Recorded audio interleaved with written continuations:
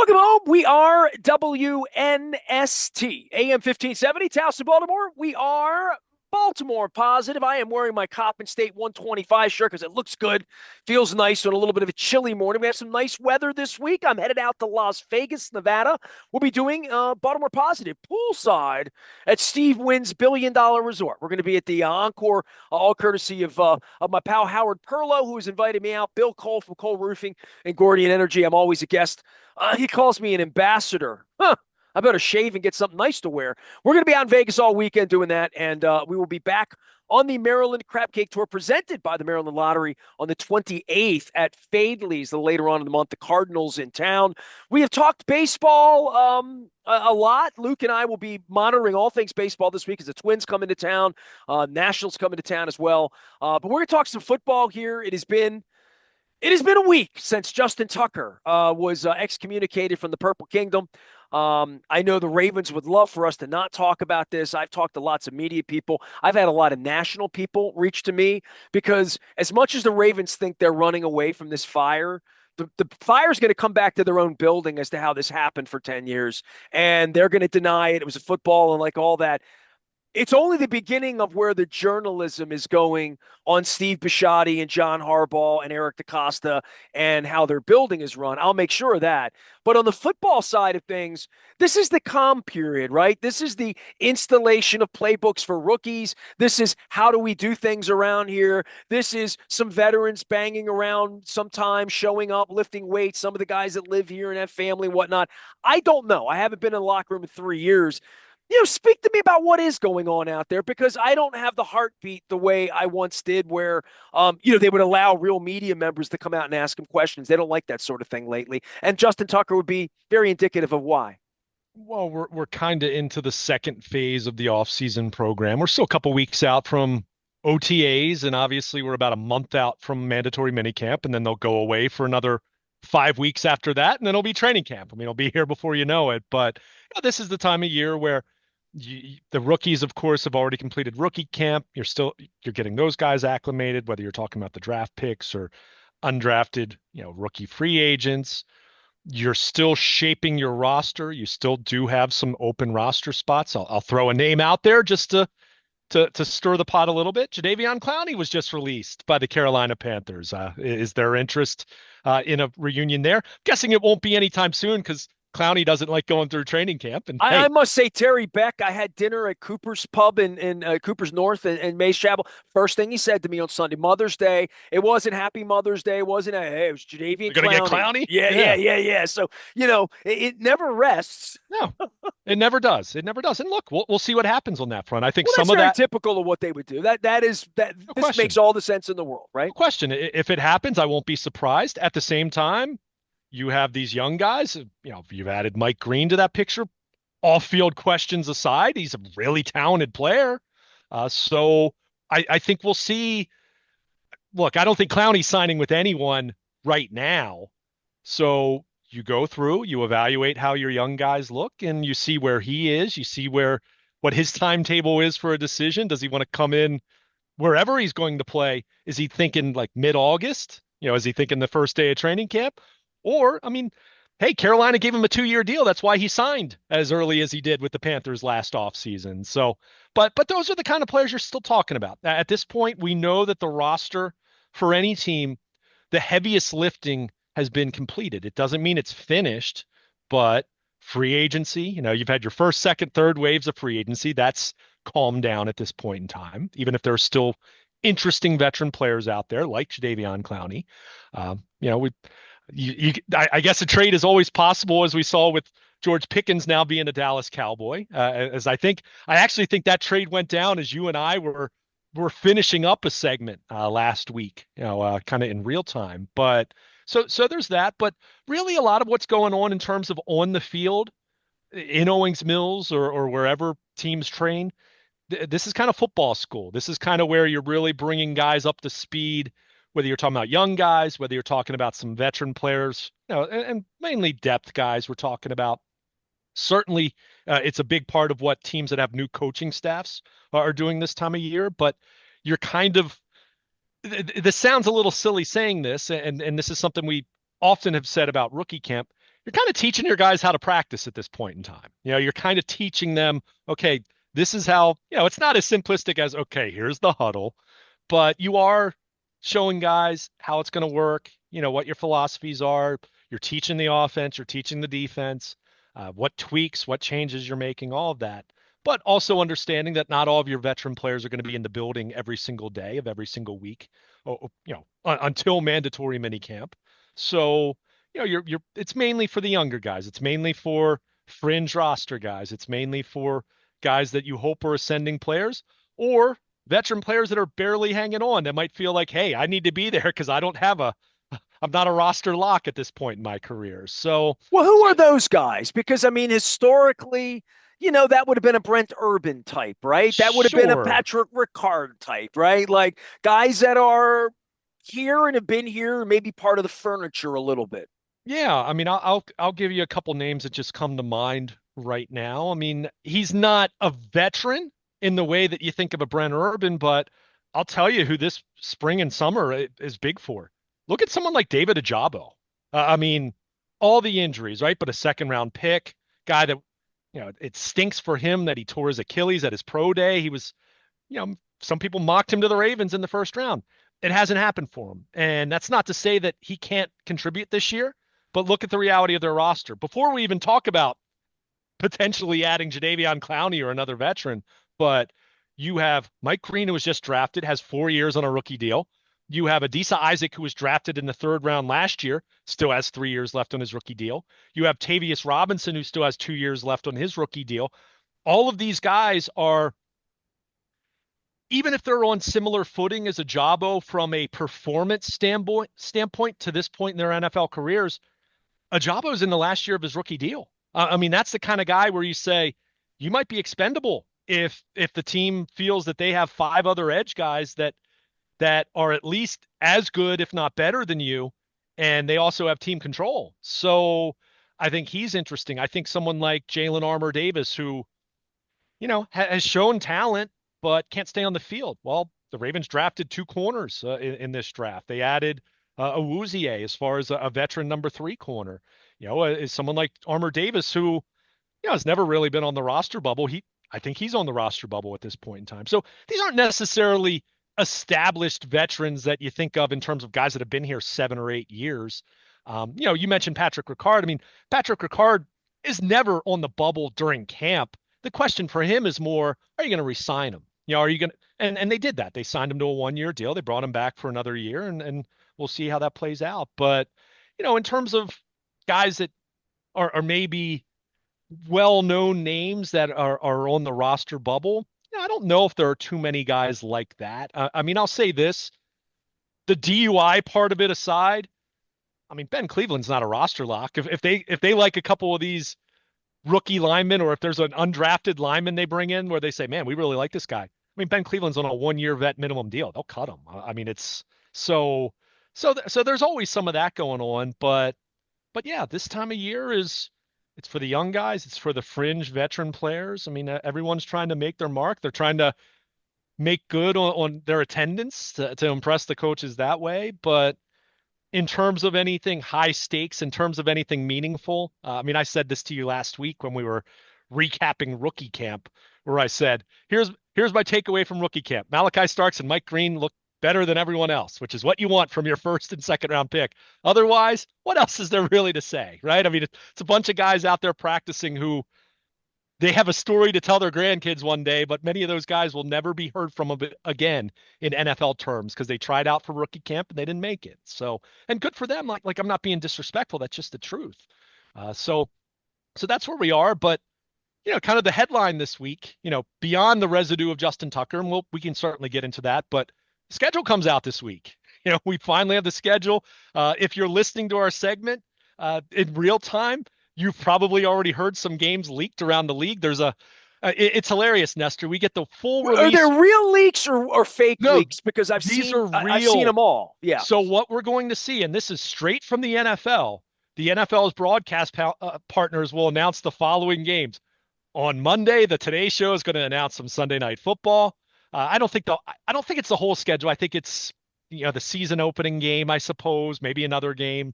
I Fox. remember how much I pissed off Dick Cass and Kevin Byrne when I used to get this first Oh, every no year, doubt. and they never understood like people travel, they build, Sure. weddings, bar mitzvahs, parties, birthday celebrations, family celebrations, Thanksgiving. And by the way, they're only playing 3 games on Christmas because they I can't know, play right? four. I'm Yeah. just thinking, okay, is this the year where the Ravens play at home on Christmas and then it's, so we'll see. They're going to play in Buffalo. That's going to screw up our Buffalo trip because you and I have a whole Yeah, Buffalo thing we have planned. So a we whole got a thing thing, dreamed up. and they're going to Sure, screw it up. I'm sure they're sure. going to screw it up.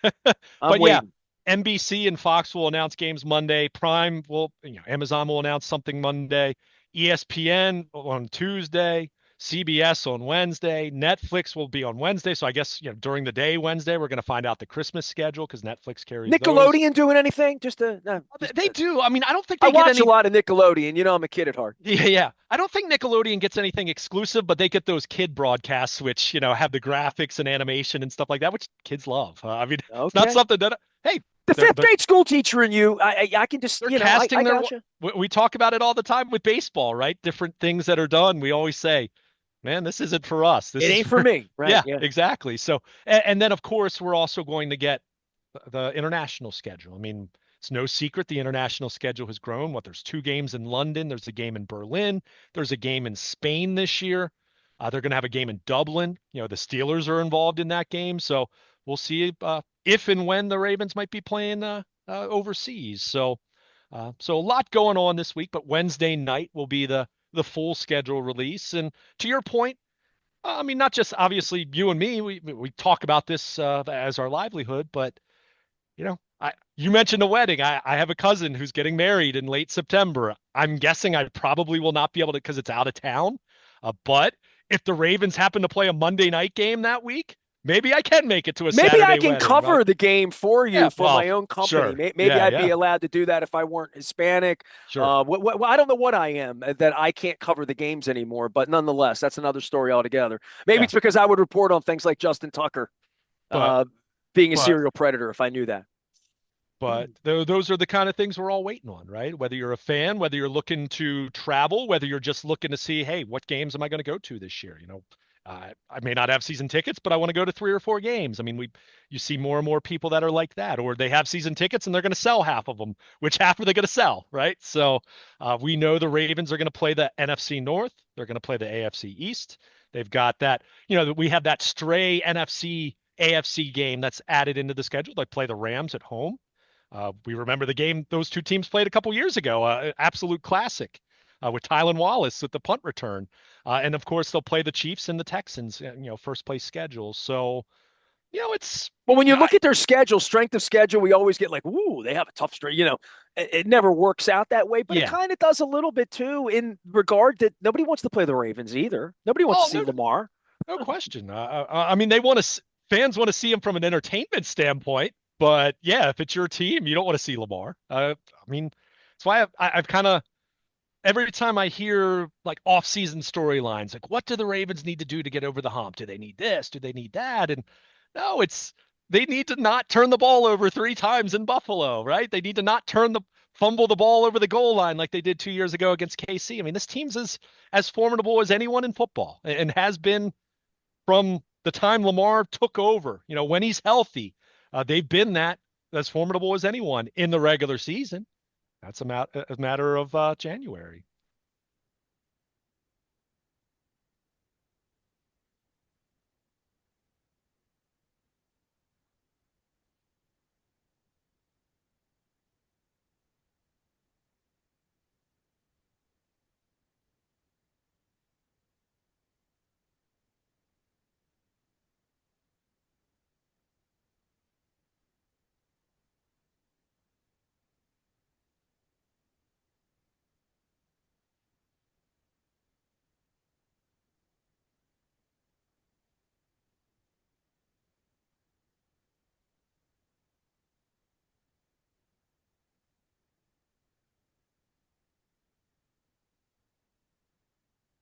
I don't know if you were muted, but I went out. Oh, that's me. Okay, my Okay, I bad. just Yeah, wanted to make my bad. sure. So Yeah, my bad. because every once in a while The the the audio will go out for a couple seconds. the That kicking happens. part of this for Justin Tucker and the notion that he's not here anymore, and the Right. notion that it's going to be different, and the notion that the whole program is going to change a little bit because 65-yard field goals might not be a thing with Tyler Loop, especially early on, and 48-yard field goals are just an automatic thing around here and have been for a decade. There's going to be a little bit of a change in the program with Lamar and fourth downs and going forward and all the things that they would do once they would get to the 45, 50, 45-yard line to say, Yeah. we have a special kicker. We have a different thing here. Remains to be seen if that will ever happen again for the program here. I know they've tried that with Tyler Loop, but in their heart of hearts, I don't think they wanted the curbside Justin Tucker. It was not a football decision at all. If it was a football decision, they'd have him kicking, they'd have him competing because I still Yeah. think deep down they believe in Justin Tucker. Off the field aside, all of that, I don't think they wanted to junk him. Yeah, and look, I think it's very reasonable to suggest that the Ravens could have brought in a young kicker that they liked to push Tucker a little bit to compete with him, right? I mean, I don't think we need to view it in such black and white terms that there was no because I'll say this at the season-ending press conference, which was what days before the Banner's original reporting came out, initial reporting came out. DaCosta was asked about Justin Tucker and the possibility of competition and all of that. So I don't think that part of it. But yes, let's not, let's call a spade a spade. They wouldn't have just released him, right? But because you release him with a post June 1st designation anyway. So it's not as though a post June 1st designation, like you can release the guy in August and it's going to have the same impact as giving that designation. So yeah, they could have had him do that. But I think to go back to the football element of this, the reality of life in the post Justin Tucker world, they kind of had to do it last year, right? He had a bad season. They were at a point where not that they were completely playing differently because they were trying to get him back on track, but you certainly weren't trusting him to the same degree. I mean, the last couple years, him from beyond 50 yards had become spotty at best. So from that standpoint, maybe things aren't quite as drastically changed, but you don't have all that institutional established confidence in your kicker in the way that you do when you have Justin Tucker for 13 years. And I mean, let's think about this. And I think this is wild for this team. This team has had basically two kickers handle all but what 3 years of their 30 years of history or 29 seasons of Ravens football. Matt Stover from 96 through '08. And then they had a few years where, Hauschka, Cundiff, Shane Graham, like go through the list. Well, and yeah, and Graham Gano, throw him in there too. Yeah, So I would just say, that's more normal than what sure. they've Oh, yeah. had. That's Oh, more no question. normal. Yeah. No Now I question. was around when Steve Hauschka was missing those kicks, and it was it wasn't good. It was and he went on to have a hell of a career, won a Super Bowl. Graham Gano ditto. They both won Super Bowls. They both had great careers, but it just didn't work out early on here, right? Like so, you always say it's not linear. It's not linear. It's with kickers especially. Oh, I mean, kickers, they're kind of like relievers in baseball, right? I mean, it's like the stock market. Guys will be great and then they're not anymore. I mean, that's really what you have. But it's wild. I looked at it, just as this was more of a look at Tyler Loop and now the Ravens in this post Justin Tucker world. You think about this, as I mentioned, Justin Tucker and Matt Stover handled the kicking 26 of 29 seasons. Those two account for roughly 90% of the field goals made and tried in this team's history. Uh, for some perspective, some context, the Washington Commanders, great season last year, Yeah. right? They got to the NFC Championship. They had four different guys try field goals for them last year. So it speaks to even a good team can have issues like that. So, It hey, can be the biggest issue on your team. it can be, no question. Now, I will say this much. If you're an offense that's going to be as equipped as I expect the Ravens to be once again, you feel more conviction and confidence going. I mean, this team still went on fourth. I mean, they went on fourth and inches from their own, 18-yard line last year one time. And So, they're also the most dangerous 2-point conversion team of in the league course, because of the quarterback. So, of course. they don't need to kick as much as they used to, but But you it still really want it was in your nice. bag. It was nice having 63-yard field goals be, a thing here for a Yeah. decade. Well, and that's why, hey, you had Randy Brown do his homework. They really liked Tyler Loop. In fact, I even heard Tyler Loop, his at Arizona, I believe he's the defensive coordinator now. his name off the top of my head, I don't have it in front of me. I watched this last week though. He was their special teams coach last year, and he was talking about Tyler Loop, talking about the fact that they didn't have a lot of experience with their long snapper or their holder. Their operation was sloppy, and he estimated that out of the, I think he went 18 of 23 last year for Arizona, his last year in college. He said one of those was an actual miss. He said the others, going back and look at it, there was some issue with the snap, some issue with the hold, something like that that messed up. Where you say, okay, Tyler Loop coming to the next level. This is where Jordan Stout, your holds need to be on point. Nick Moore, your long snapping needs to be perfect because you are going to have a rookie kicker who is very talented. He has a very strong leg. I mean, he made a 62-yard. I mean, he set the school record at Arizona, made a 62-yarder last year. So this isn't a, I mean, it's the first kicker they've ever drafted. You know, the Ravens. If there's one thing that, yeah, I don't want to even say that because it kind of sounds like a backhanded compliment. It's not, but they've always been very good from a special team standpoint, like at least in the John Harbaugh era, with a couple seasons as exceptions.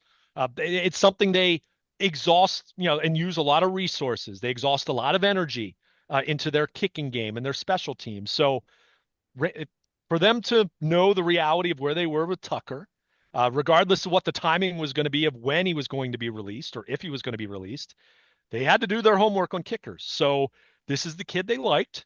Now, I'll say you can like a kicker as much as you want, and he can look as great as you want him to look in May practices and June OTAs and mini camp and training camp and even preseason games. Or you know what? I'll even go as far as saying he can look good kicking against the Browns in your week 3 game in Baltimore. And that's not a schedule leak. That's a hypothetical.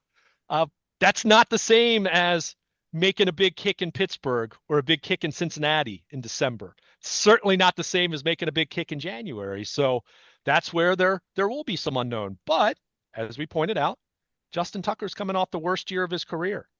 Even though he finished on a higher note, there was certainly some questions about him long before the Banner reporting came out and the scandal and everything. Where you say, look, I mean, this, what's going to happen here? There were questions even before that. So that's where you look at this thing and you say, Tyler Loop, we're not going to just hand you the job. They're going to bring in another kicker.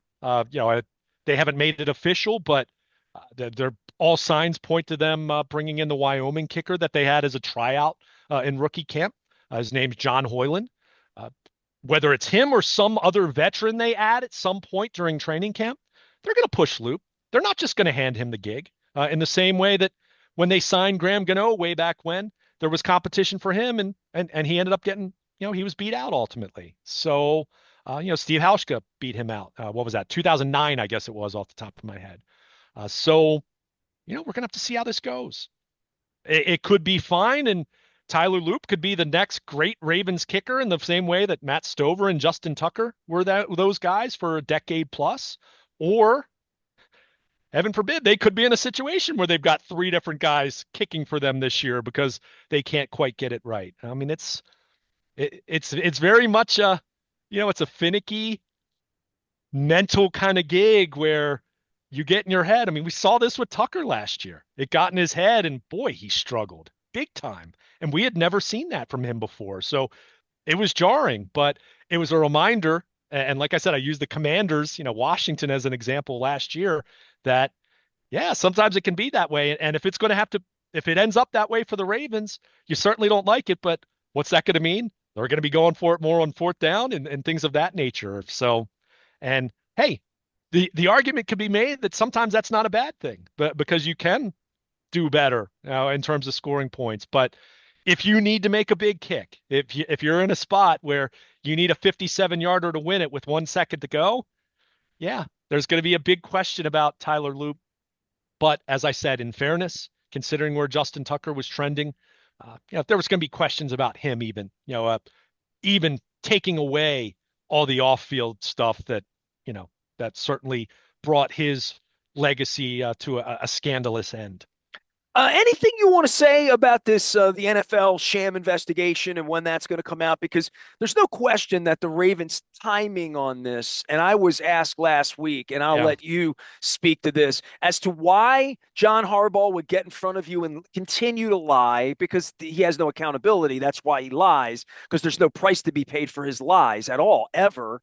No one even calls him a liar. He gets more car deals. But Sunday, later this month, and the next day, cut 4 o'clock Yeah. on a Monday. Why? People have asked me why. I have, and again, I'm trying to get in the head of Chad Steele, and I've been trying to do that for 20 years. The idea would be they don't have to face anybody for 3 weeks. And the Yeah. idea would be like, y'all are just going to forget that Justin Tucker was just here, and they're going to say, hey, we don't want any more questions about him. He's not our kicker anymore. Like they're going to say that. They're going to say he's not our kicker anymore. Don't we have no questions, no speaking. No, he's not our guy. Sorry, we cut him. We cut him for football reasons. You see the kicks he missed. So I can see Harbaugh burring up on all of this, and I can see the pressing for what this organization knew and when they knew it about this legendary, good-looking, romantic Christian singing, Dr. Peppering, chicken eating, coffee drinking kicker who is beloved in the community. Wasn't beloved by me, but apparently women dug Justin Tucker. And this is, they're trying to backpedal from this in a Yeah. PR way. And they have a PR director that doesn't understand public relations, by the way, a brand manager who can't manage his own brand. But this notion that there's going to be 23 days before they have to face you and that tough Jamison Hensley and the Jeff Zrebecks with those tough questions about the kicker's potential sexual predatory behavior and what the team would know. They're done answering questions on it. They're gonna poo poo you and anyone else that asks any questions. They're gonna burr up because they have plenty to hide out there. They don't want any questions about any of this. So for me, this was a performative cut of him in regard to not having media sniffing around the next 3 weeks because I would say all of us, they kicked me out of the building a long time ago. They've kicked you out of the building for the next 3 weeks. And that's probably what the timing was about last Monday. Yeah, I mean, and you and I even talked about it that morning, as we were coming out of rookie camp, and I had noted to you Harbaugh's comments where, and I'm believe me, this is not me suggesting whatsoever that I knew it was coming later that day, but it very much to me it at least threw up the sensors of I don't think this guy's making it to OTAs and taking the practice field with cameras there, reporters there. So why it was last Monday as opposed to this week or say the Friday before Memorial Day, where that would have been a few days before the first OTA. The first OTA is about 2.5 weeks out, at roughly 2 weeks away. May 28th, I think it is off the top of my head. So you could sense that, as far as specifically why Monday, May 5th, I don't know. Other than they had every intention to draft a kicker, whether it was going to be Tyler Loop or someone else that they liked that, maybe it was the kicker that the Patriots took right before them. Maybe it was someone else they would have taken had Loop been gone, but they did that. Perhaps they wanted to see him in their building, take part in rookie camp to make sure it wasn't like this guy has the yips in rookie camp and we can't even go that far. But I mean, they obviously wanted to move on in terms of the wording. Look, Justin Tucker has attorneys. If you call it a football decision, teams have coverage, right? I mean, the NFL doesn't have guaranteed deals. Was that done to cover them in the possibility of any kind of a grievance? Where Well, if the you fact cite, that the issue that the press release is issued as, I mean, how many press releases ever have they said we've cut a guy because of football? We want to make sure it was because of football, because it was only yeah, because of football.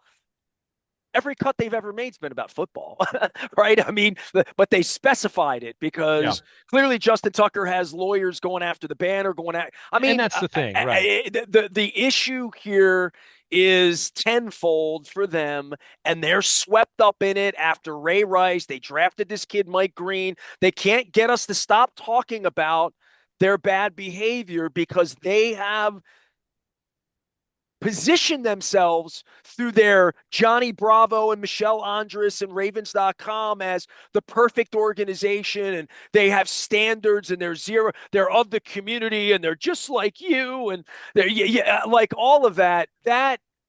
They're running a different road kind of operation out there that I'm aware of, that including kicking people like me out, which is just it's unheard of.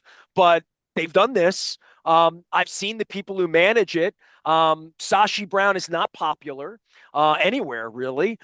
He's got a job for life. Chad Steele's got a job for life. The owner's checked out. The owner has no accountability at all in any of this. And the coach will lie and run from it. And the general manager, when's the next time Eric DeCosta is going to get in front of the media? Is that August? When does that happen next for him? After final cuts and the So league. Eric DeCosta gets to hide from May 5th until August 28th before he has to comment on Justin Tucker. That's disgraceful. Eric, you're a disgrace. And if anybody sees you, I want to tell you that. All of it. That the fact that they, as an organization that used to recruit the community, I wrote a book. I got Purple Rain 1 with David Modell. The first thing the coach was supposed to do is recruit the community. They are going to run from all of this and hide from all of this and deflect from all of this because their legal department's telling them that. And this is what Chad Steele wants. This is what the owner wants, is them to run from all of this. So this is the running period for them, is what I would call this. The hiding period. And that's why, the timing that's why I thought they were going to move on from him before OTAs, and they also didn't want the image of Justin Tucker taking the practice field for them again. I suppose that was a big part. I guess the thing that, and look, that acknowledging everything you just said, the thing that's just curious to me is you repeatedly deferred to the NFL's investigation, regardless of what any individual thinks about the NFL conducting an investigation, it's still occurring. We don't know when it'll be completed. We don't know exactly what they'll put out about it, other than assuming Justin Tucker's going to have some semblance of a suspension. Assuming they're not going to find evidence that completely exonerates him or anything. Oh, but So do they find evidence that convicts him, though? sure, but the point I'm trying to make is they deferred to that repeatedly, whether it was the combine, the pre-draft press conference, Harbaugh speaking at the owners meetings, in late March. So why did it change? You kept saying you were going to wait for the NFL to play out its investigation, but then when you draft his replacement, you say it's a football decision. I guess you could have said it was going to be a football decision all along. Even after that came out and said, look, I mean, we're looking at kickers anyway. I mean, you guys asked about the possibility of Justin Tucker having competition against him. So that's the part I think is interesting, but also understanding the reality of, we know it's not a football decision. I mean, I'm not excusing them for that, but I also understand why any team would hide behind that, because Justin Tucker has attorneys, and who knows what potential grievance could be fired if you would say that it's because of that, yet you haven't allowed an investigation that you said you were going to allow play out, and then you don't let it play out. So I don't know. I mean, it's Well, this goes back to what they say and what they do. They're sure. unbelievably dastardly. I've called them sleazy. Sleazy is the word I would use, and I've gone through the definitions of what sleazy is. Sleazy is the exact word. It's the perfect word for how the Baltimore Ravens operate. To say that we're not down with women being abused here. We don't want that, but we're going to cut them for football reasons. But we're not going to let the investigation. We're not going to take any questions, and then we're going to draft a kid that got himself thrown out of Virginia on a zero tolerance policy. Yeah. But our policy is not really zero. It's a little different. Well, he was different then. And in the middle of all of this, I mean, it's tone deaf. But they can afford to be tone deaf. I mean, they just don't care. And once you get through the fact that they don't care, then you're where you need to be ethically, logically, when you're buying the tickets and investing your time and thinking that they have some ethics that they don't have. They just don't. So knowing that, cheer for them, root for them. They're the bag. They led the league in penalties last year. All of that. But they'll lie at the drop of a hat. They will and they'll cover it up and they'll send their legal department out. They'll send that 6'8", good looking brand manager of theirs out in front of it. He's never in front of anything because he doesn't talk. But they're not going to have to talk for 3 weeks, and they like it that way. That's so anybody ask why, so they don't have to talk about it for 3 weeks, and they think you're going to forget about it. And almost probably by the end of the month, that this investigation will become whatever public the NFL is going to release on this is going to be a joke, but whatever it's going to be, it's either going to check the box of pass fail as far as what he did or didn't do and whether the negotiation of a 4 game or 6 game suspension and whether he can work again in the league and where that's going to be. Um, it's fascinating. It's unprecedented. And the Ravens want to run from it, and they're going to. And they're going to. And when you ask a question about it, they're going to say he doesn't work here anymore. I've already gotten that answer for them, right? That's easy for them. They will never speak about this again, right? Unless they get dragged into court, and that'll never happen, right? Yeah, I mean, look, will they wish him well, something along those lines? But yeah, to address anything real about it, yeah, they're They're gonna done answering questions. That's why they cut him last Monday. So they wouldn't have to answer any questions and they can say he doesn't work here anymore. yeah. That's the And, reason they cut and him last. like I said, I had opined that, I had noticed that their first OTA open to media, which is the next time that they have a scheduled media availability where reporters will be out there, was what, 2 days after Memorial Day. So that's why I had opined that maybe that Friday, and then come to think about it more, well, the sooner you do it, the more dead time there is, and You you had know, said something in the segment last week. Well, if they cut him anytime in the next 3 weeks, you said you had given that they won't have to have a like, and they did it yeah, 5 o'clock the next day, yeah, 5:01. yeah. So and the This truth was is, their strategy, and now we're trying to get the rationale for their and the strategy. truth is, in their minds, a lot of people will move on from that point in time. And Of I mean, course. there's no question about it. I mean, it's the NFL, right? We've talked about it. We all know the NFL's gross, like as an entire entity. We've seen that over and over. Yet it's the most popular form of entertainment, short of Taylor Swift in this country. Like I mean, that's what you're talking about here. So, it's going to go on, and for a lot of people, I've had these conversations, not necessarily even about Justin Tucker, just entertainment. We've talked about it, how they're bad characters. I mean, there's bad characters everywhere, right? I mean, the world's not a perfect place. None of us are perfect on some level, right? We all have our flaws, but when these types of things happen, whether it's football, whether it's the movie industry, whether it's music, go through the list. There is that trying to separate the art from the artist, so to speak, because, there might be a musician that you don't think of very much as a human being, but you really love their music, or an actor, or obviously athletes, as we, are talking about Justin Tucker specifically here, talking about the fact that Justin Tucker was very much beloved in this community by a lot of people. I mean, you know, you make the kick to send the team to the AFC Championship as a rookie in double overtime, and everything that happened after that, the opera, commercials, the fact that he was the best, most accurate kicker in NFL history. He was the last player left from their last Super Bowl team. So I get all that, but yeah, when you're talking about being a consumer, when you're talking about free market and capitalism and just how dirty that can be, um, you do have to make a decision as a consumer, as a fan, as a watcher of movies, as a patron, and you kind of have to make a decision what's going to be okay for you. And I can't sit here and tell anyone what that threshold needs to be. I have private thoughts about individuals or entities out there, but I also understand, like, regardless, I mean, the NFL is wildly popular. I've talked about this a lot. I hate that the NFL plays games on Christmas, personally speaking, but I also understand that plenty of people don't even celebrate Christmas, and the ones who do still want to watch football, and I respect that, right? But at the same time, all things being equal, if I weren't covering the NFL for a living, would I be sitting there watching 3 full games on Christmas Day. I'm not saying I wouldn't have it on in the background maybe at some point, but I'm going to be way more interested in playing with my nieces and their new toys that they got from Santa Claus that morning, like so we all have things that we prioritize. We all have things that we value. We all have things that we would consider to be deal breakers or things that we say, you know what? I don't really like that, but I still love going to games. I still love the team.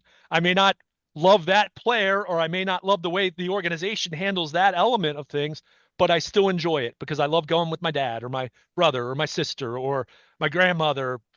Taught me everything I know about baseball or football or whatever. So, these are the decisions and these are the things that we all have to weigh. And that's not to make it be a cop out for when an organization has missteps and doesn't do things well, or when a player has shameful behavior off the field.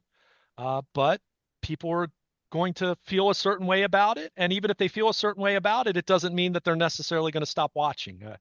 I suspect the Ravens consider all of that, or any organization is going to consider all of that and say, what's the path of least resistance here in terms of business standpoint? I mean, ultimately, it's a business at the end of the day. And they moved on from Justin Tucker. You and I don't have to agree or like how they handled elements of it, but is that going to All I drastically? think is they think it's done right now and they want it to be done and it Yeah, shouldn't be done. It shouldn't from a journalism that's standpoint, it shouldn't be done. There are a lot of questions that they should have to answer for as an organization through this. that's fine, and that's fine. I don't disagree with you, but at the same time, there are also a lot of people out there that will think it's done. In terms Power, of, wealth, misogyny, just all, I hear you. predatory, just Believe me, all the way I through. understand. All of this is gross. I do not disagree. There's certainly questions I have, just like you, but at the same time, the machine's going to go on. The NFL is going to put out their schedule and their league games and Wednesday. I mean, what other league? I mean, baseball puts out their schedule randomly on like a Wednesday afternoon in August. You know what I mean? Like there's no announcement, they just put it out. Whereas the league has has now the system where they breadcrumb, the schedule for 4 days leading into the release, and people eat it up. Like that sounds silly to me. Like to me, it's like we know the 17 games, just put it out. Like I want to know just for planning purposes, but I'm not like on the edge of my seat, like, oh my gosh, like what Sunday night game like just put it out. They're gonna get 5 primetime games or 6 primetime games because they're the Ravens. They're one of the best teams in the league. They got the one of the best 2 or 3 quarterbacks in football year in and year out. So they're gonna have that. But for a lot of people, I mean, this week is like it's a 10 in terms of how excited they are about the schedule release. And I don't say that to kill anyone's joy, to be clear, but that's the NFL. That's what, in terms of what you mentioned as far as accountability and questions and disdain that you might feel for how things are handled, what you're up against, or what anyone's up against with those feelings, what they're up against is just the insatiable enthusiasm and just how wildly popular the NFL is, that yeah, they can get away with not handling things well when things of this nature come up, and you know calling a spade, not needing to have a whole lot of accountability, quite frankly, whether that's Well, right or that's how he wrong. got away with it to begin with. Yeah, sure, Yeah, yeah. sure. That's how they all get away with it. Luke Jones is here. He is Baltimore Luke. He's not getting away with it. We're going to make him cover football, even in the offseason, whether he wants to or not. Schedule, schedule, schedule. Wednesday night, we'll be here. You'll get it first on the WNST Tech Service. All that brought to you by Bill Cole and Cole Roofing and Gordian Energy, who I'm be traveling with this week. We're heading west out to Las Vegas. We'll be doing the show from the pool at the Encore in Las Vegas. It is the Maryland Party. You can look it up, themarylandparty.com. It's pretty cool business event for lots and lots of folks. A lot of business gets done. A lot of things happen out in Vegas. We'll be coming back on the 28th. We'll be at Fadley's for the first time since opening day week. The Cardinals will be in town. The Orioles will still be below 500 at that point. I don't know if there'll be a point where they'll be over 500. If they are, we're going to have some really happy radio here the next couple of weeks. They're going to go 10 games over 500 to get to that point before the All-Star break. But Luke and I are watching baseball, monitoring football, waiting on the schedule, waiting on Memorial Day. We are WNST, AM 1570, Towson, Baltimore, and we never stop talking Baltimore positive, even when it's not so positive.